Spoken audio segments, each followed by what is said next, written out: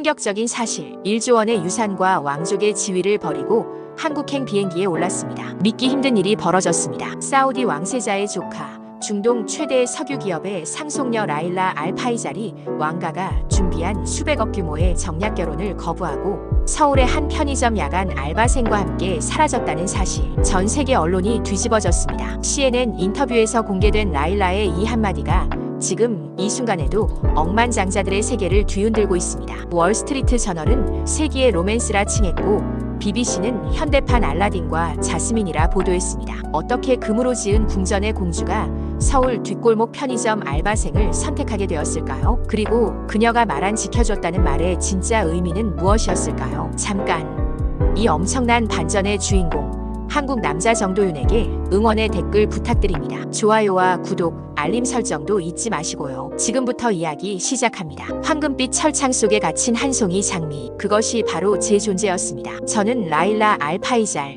CNN이 걸프 지역 최고의 미혼 상속녀라 불렀던 사우디 왕족의 일원. 100만 달러짜리 다이아몬드 목걸이는 있었지만 자유는 없었고 수십 채의 별장은 있었지만 제 목소리는 잠겨 있었습니다. 15살 때 어머니는 사고로 떠나셨습니다. 그녀의 눈에 깃든 두려움과 입술에 맺힌 경고의 속삭임은 지금도 제 영혼에 생생히 각인되어 있어요. 라일라, 넌 날개를 품은 아이야. 언젠가 내 날개를 펼 때가 올 거야. 어머니의 마지막 유언은 자유의 씨앗을 제 가슴 깊이 심었습니다. 이후 사촌 오빠 무함마드가 후견인이 되었습니다. 아라비아 황금 사막처럼 메마른 그의 눈빛은 언제나 얼음처럼 차가웠어요. 그에게 저는 인간이 아닌 자산이었습니다. 24시간 감시 아래 숨쉬는 것조차 허락받아야 했죠. 거리의 노숙자도 저보다는 자유로웠어요. 적어도 그들은 하늘을 마음껏 올려다볼 수 있으니까요. 18생일 직후 첫 정략 결혼이 강요되었습니다. 그의 눈빛에서 철갑으로 무장한 탐욕을 읽었고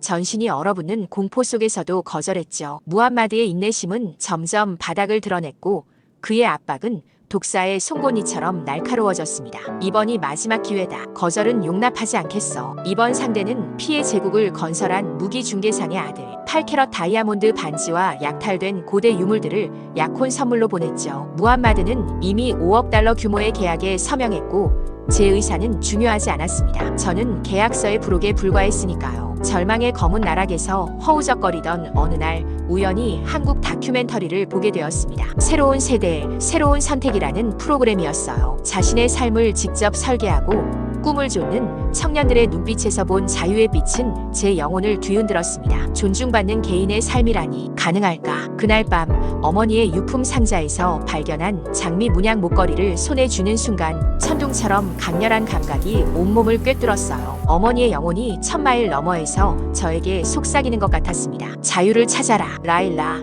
내 삶을 찾아라. 그 순간 결심했습니다. 도망치자. 누구도 찾지 못할 곳으로. 그곳은 한국이었어요. 철저한 계획 끝에 위장 여권을 구했고 마침내 그날이 왔습니다. 경비원의 눈을 피해 리야드를 떠나 서울로 향하는 비행기에 몸을 실었어요. 창밖으로 사라져가는 사우디의 불빛을 바라보며 심장이 폭풍우처럼 요동쳤어요. 두려움과 설렘이, 절망과 희망이 전류처럼 온몸을 타고 흘렀습니다. 하지만 한 가지는 분명했어요. 다시는 그 금빛 세상으로 돌아가지 않겠다는 것. 제 인생은 새벽빛처럼 밝아오는 미지의 여정을 시작했습니다. 인천공항에 발을 디딘 순간 자유의 공기가 폐부를 꽉 채웠습니다. 처음 듣는 한국어의 억양은 맑은 계곡물처럼 청명했고 처음 보는 풍경들은 꿈속에서나 펼쳐질 신세계였어요. 무엇보다 제가 라일라 공주가 아닌 그저 한 사람으로 존재할 수 있다는 사실이 얼마나 벅찬지 몰랐습니다. 이제 정말 자유로운 거야. 영등포 뒷골목의 작은 고시원이 제 첫 거처가 되었어요. 두 팔을 벌리면 닿을 듯한 좁은 공간이었지만 리야드의 황금 궁전보다 값진 곳이었습니다. 영국 여왕의 왕관보다 값비싼 침구 위에서 보낸 밤보다 낡은 매트리스 위에서 맞이하는 이 자유로운 밤이 1000배는 더 달콤했으니까요. 생존을 위해 고시원 근처 24시간 편의점에서 야간 아르바이트를 시작했어요. 밤 10시부터 아침 6시까지 도시가 잠든 고요한 시간이었죠. 그리고 바로 그 고요 속에서 정도윤을 만났습니다. 도윤은 매일 밤 1시쯤 삼각김밥과 아메리카노를 사러 오는 단골이었어요. 항상 피곤해 보였지만 결코 미소를 잃지 않았죠. 나중에 알게 된 사실이지만 그는 영상 다큐멘터리를 전공하는 대학원생이었습니다. 오늘도 열심히 쉬네요. 어느 날 밤 도윤이 먼저 말을 걸었어요. 한국어가 서툴러 당황했지만 최대한 자연스럽게 대답했습니다. 네, 그쪽도요. 도윤은 미소 지으며 말했어요. 그냥 꿈이 있으니까요. 당신처럼. 그의 눈빛에서 처음으로 진심을 발견했습니다. 사우디에서는 경험해보지 못한 감각이었어요. 거기서는 모든 시선이 계산적이었고 모든 질문은 신문처럼 느껴졌으니까요. 시간이 흐를수록 대화는 깊어졌습니다. 도윤은 자신의 다큐멘터리 프로젝트에 대해 이야기했어요. 경계에 선 사람들이라는 주제로 소외된 이들의 삶을 담는 작업이었죠. 도윤의 눈은 그 이야기를 할 때마다 불꽃처럼 타올랐어요. 진정으로 타인의 이야기에 귀 기울이는 사람의 따스함이 느껴졌습니다. 어느 비 오는 밤 도윤이 우산을 두고 왔어요. 망설임 없이 제 우산을 건넸습니다. 같이 쓰면 되잖아요. 퇴근 시간 같은데 제가 데려다 드릴게요. 빗속을 함께 걸으며 도윤의 어깨가 제 것에 살짝 닿았어요. 그 순간 이전에 느껴보지 못한 감정이 밀려왔습니다. 따뜻함, 설렘, 그리고 안전함. 고시원으로 돌아와 거울 속 제 모습을 바라봤어요. 달아오른 볼, 이전에 보지 못했던 생기로 빛나는 눈동자. 이게 사랑인가? 영화나 소설에서만 보던 감정이 실제로 제 안에 싹트고 있었어요. 그것도 아무것도 가진 것 없는 그저 따뜻한 마음씨와 꿈만을 품은 한국 청년을 향해서. 무함마드가 알면 비웃을 일이겠지만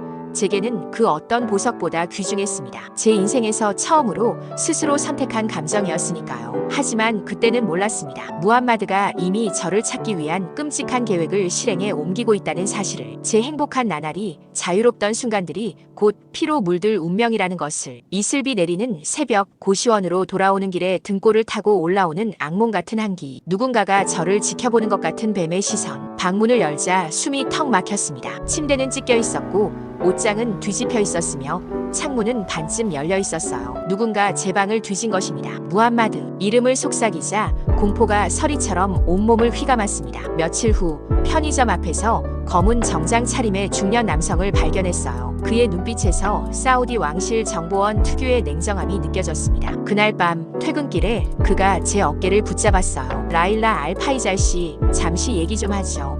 저를 잘못 아신 것 같은데요. 그는 비웃듯 웃었습니다. 김 실장입니다. 무함마드님께서 안부를 전하십니다. 협조적으로 나오면 불필요한 문제는 없을 겁니다. 휴대폰 화면에 떠오른 무함마드의 얼굴. 그의 뱀 같은 눈빛은 도끼를 품고 있었습니다. 내 어리석은 모험은 이제 끝났어. 자발적으로 돌아오지 않으면 내 새 친구들에게 좋지 않은 일이 생길 수도 있어. 그 순간 누군가 달려와 김 실장을 밀쳤습니다. 도윤이었어요. 무슨 일이에요? 이 사람이 당신을 괴롭히고 있나요? 김 실장은 경고의 눈빛을 던지고 사라졌고 도윤은 제게 다가왔어요. 괜찮아요? 누구였어요? 그냥 모르는 사람이에요. 거짓말이 목구멍을 찢어놓는 것 같았지만 어떻게든 말을 이었어요. 도윤의 배려가 고마웠지만 더 큰 죄책감이 밀려왔습니다. 그를 위험에 빠뜨릴 수는 없었으니까요. 며칠 뒤 도윤이 하정우라는 선배를 데리고 왔어요. 그들이 떠난 후 우연히 가게 밖에서 이야기하는 소리가 들렸습니다. 그 여자 단순한 알바생 같지 않아. 다큐 소재로 이용할 수 있어. 콘텐츠로 만들자고. 얼음장 같은 한기가 몰려왔어요. 도윤에게 저는 그저 소재였던 걸까요? 그동안의 친절과 배려는 작품을 위한 접근이었을까요? 정우 선배, 그건 아니에요. 라일라는 제 친구예요. 도윤의 단호한 목소리에 작은 위안을 느꼈지만 입안에 남은 쓴맛은 가시지 않았어요. 이후 도윤의 태도가 미묘하게 달라졌습니다. 여전히 친절했지만 어딘가 거리감이 느껴졌어요. 그의 눈빛이 복잡하게 변한 것 같았습니다. 어느 밤 퇴근길에 김 실장과 그의 부하들이 제 앞을 가로막았어요. 시간이 다 됐어. 라일라 공주님, 무함마드님의 인내심이 바닥났어. 그들이 제 팔을 잡아 비틀었고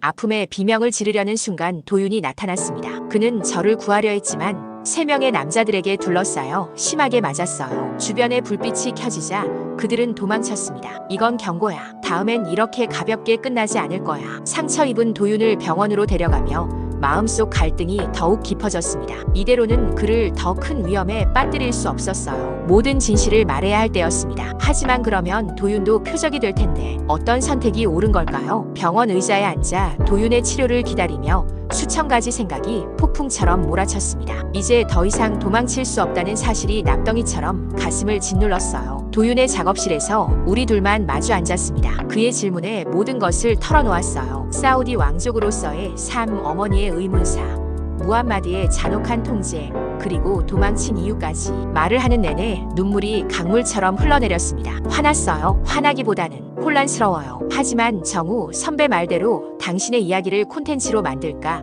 고민했던 제 자신이 너무 부끄러워요. 그때 창문 밖에서 소란스러운 소리가 들렸습니다. 김 실장과 그의 부하들이 건물로 들어오고 있었어요. 도윤이 재빨리 제 손을 잡았습니다. 도망쳐요. 옥상으로 올라갔지만 이미 건물은 포위된 상태였습니다. 두 건물 사이에 좁은 통로를 건너는데 뒤에서 총성이 울렸습니다. 간신히 옆 건물로 들어갔지만 도윤의 어깨에서 피가 흐르고 있었어요. 오토바이를 타고 서울의 밤거리를 질주했습니다. 김 실장 일행의 차가 뒤쫓아왔어요. 막다른 골목에 도착했을 때 도윤은 저를 바라보며 말했습니다. 라일라, 다큐멘터리를 찍읍시다. 당신의 이야기, 당신의 목소리로요. 세상에 알리면 그들도 함부로 행동할 수 없을 거예요. 제안은 충격적이었지만 도윤의 손길에서 진심이 느껴졌어요. 이것이 마지막 희망이라는 것을 알았습니다. 하겠어요. 이제 더 이상 도망자가 아닌 자신의 이야기를 세상에 외치는 목소리가 되기로 했습니다. 다큐멘터리 작업은 하정우의 지방 별장에서 시작되었습니다. 카메라 앞에서 제 이야기를 하는 과정은 고통스러웠지만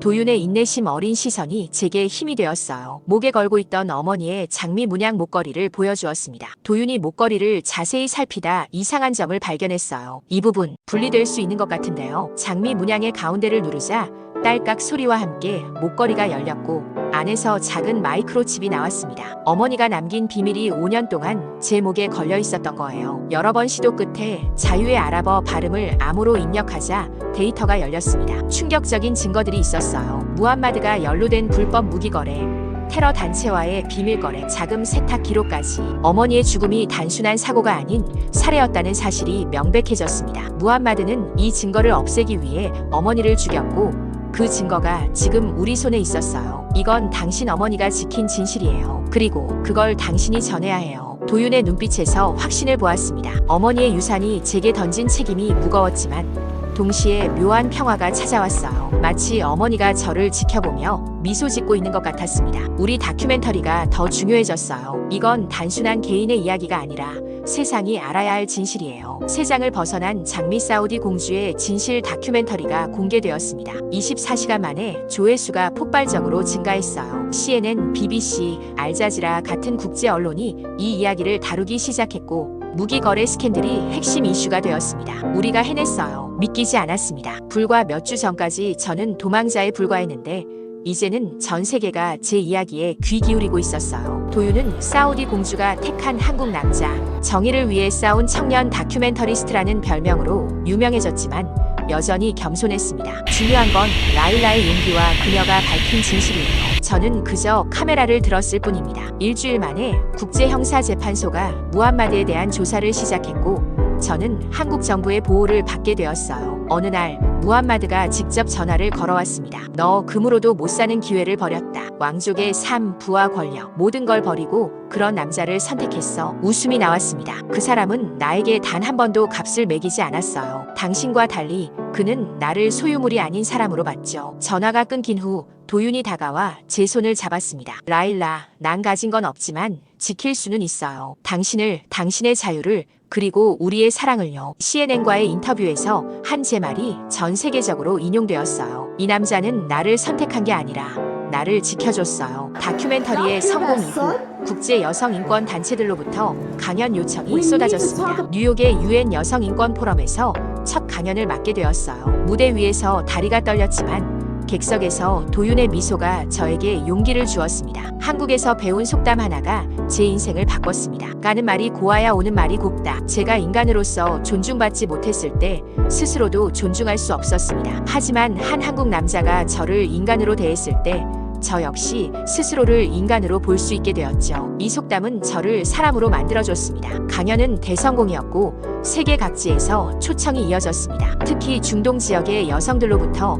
당신은 우리 모두의 목소리가 되었습니다. 라는 메시지를 많이 받았어요. 그러던 어느 날 무함마드가 해외 출장 중 체포되었다는 소식이 들려왔습니다. 비밀리에 만나려던 무기, 중개상이 사실은 국제 요원이었던 겁니다. 라일라 들었어요. 무함마드가 체포되었대요. 도윤이 흥분해서 전화를 걸어왔습니다. 이 순간이 오리라 생각하지 못했어요. 정의는 항상 승리한다고 했잖아요. 도윤의 순수한 믿음이 우리를 여기까지 이끌어 주었습니다. 이제 도윤과 함께 새 프로젝트를 계획했어요. 억압받는 여성들의 이야기를 담은 다큐멘터리 시리즈였습니다. 한국에서 배운 또 하나의 가르침이 있어요. 첫리길도 한 걸음부터라는 말이요. 무함마드의 재판은 1년 넘게 계속되었습니다. 전 세계가 주목하는 가운데 그의 범죄가 하나둘 밝혀졌어요. 불법 무기 거래, 테러 단체 지원, 살인 교사, 모든 증거가 그를 향했습니다. 결국 그는 종신형을 선고받았어요. 판결이 나던 날 도윤과 함께 법정에 있었습니다. 무함마드는 마지막까지 오만한 표정을 잃지 않았지만 그의 눈에서 패배를 읽을 수 있었어요. 우리의 시선이 마주쳤을 때 그는 잠시 흔들리는 듯 했습니다. 하지만 더 이상 그에게서 두려움을 느끼지 않았어요. 그는 이제 그저 권력을 잃은 한 남자일 뿐이었습니다. 법정을 나오는 순간 어머니의 목소리가 들리는 듯 했어요. 잘했다, 라일라. 내가 자랑스럽구나. 눈물이 흘렀습니다. 어머니가 지키려 했던 진실, 그녀가 목숨을 바쳐 전하려 했던 메시지, 마침내 세상에 알려진 거예요. 어머니의 희생이 헛되지 않았습니다. 그로부터 몇 개월 후 도윤과 저는 라일라 재단을 설립했습니다. 억압받는 여성들과 난민들을 위한 미디어 프로젝트를 진행하는 비영리 단체였어요. 우리의 목표는 단순히 그들의 이야기를 전하는 것이 아니라 실질적인 변화를 이끌어내는 것이었습니다. 재단의 첫 프로젝트는 중동 여성들을 위한 교육 프로그램이었어요. 미디어 제작 기술을 가르치고 그들이 직접 자신의 이야기를 세상에 전할 수 있도록 지원했습니다. 그들 중 몇몇은 이제 유명한 다큐멘터리 감독이 되었어요. 도윤은 여전히 카메라를 들고 전 세계를 다니며 소외된 이들의 이야기를 담았습니다. 그의 작품들은 국제영화제에서 수많은 상을 받았고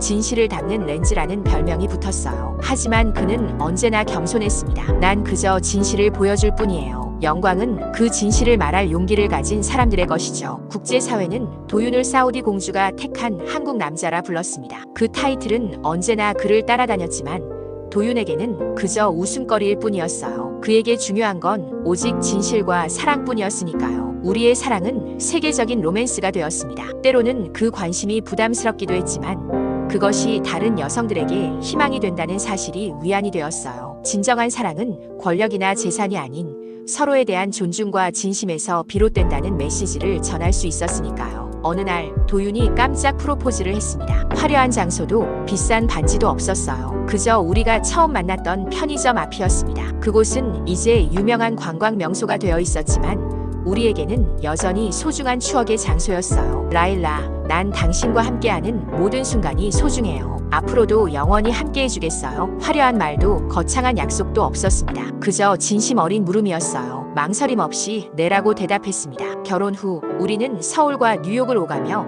재단 활동을 이어갔습니다. 도윤은 계속해서 다큐멘터리를 만들었고 저는 강연과 교육 프로그램을 통해 여성들의 권리 향상을 위해 노력했어요. 우리의 삶은 바빴지만 매 순간이 의미 있었습니다. 3년 후 우리는 딸을 낳았습니다. 아미라라는 이름을 지어주었어요. 아랍어로 공주라는 뜻이지만 이번에는 진정한 의미의 공주, 자유롭고 강인한 영혼을 가진 공주가 되길 바라는 마음을 담았습니다. 아미라가 태어난 날 도윤은 그녀에게 약속했어요. 아빠는 너에게 왕국을 줄 수 없어. 하지만 내가 스스로 왕국을 만들 수 있는 용기와 자유를 줄게. 그 말을 들으며 생각했습니다. 인생이란 참 아이러니하다고요. 제가 갖고 있던 모든 것, 왕족의 지위, 막대한 부, 특권을 버리고 아무것도 없는 한국 청년을 선택했는데 그가 제게 준 것은 그 어떤 부와 권력보다 값진 것이었습니다. 진정한 자유, 존중, 그리고 사랑. 이것이야말로 제가 찾던 진짜 보물이었어요. 오늘도 저는 세계 각지에서 강연을 합니다. 여성들의 권리, 자유, 그리고 용기에 대해 이야기하죠. 그리고 항상 마지막에는 이렇게 말합니다. 그가 나를 선택한 게 아니에요. 그는 나를 지켜줬어요. 그리고 그게 내가 그를 선택한 이유입니다. 이 말은 단순한 로맨스를 넘어